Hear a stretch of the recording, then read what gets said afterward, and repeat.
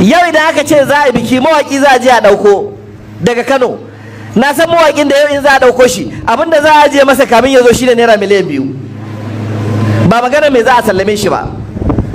Haka kuma za a ɗauko shi ya zo yana waƙa, matan aure ana ta tika rawa. Wannan shi ne alamun wadata.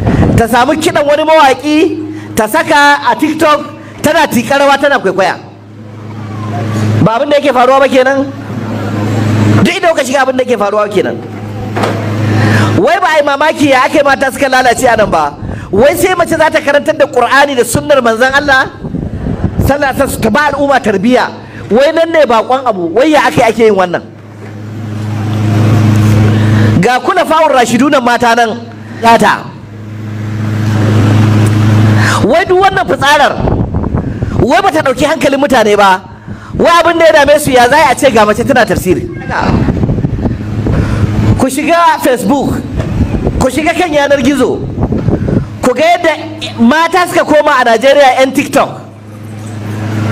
Ku je ku ga irin fitsara da ɓannar da ake aikatawa. Yau 'ya'yan musulmai gaba ɗaya sun zama 'yan rawa. Da matar aure, da budurwa, da bazawara, da uwar da 'yar, kowa aikin ta kawai ta sha kwalliya.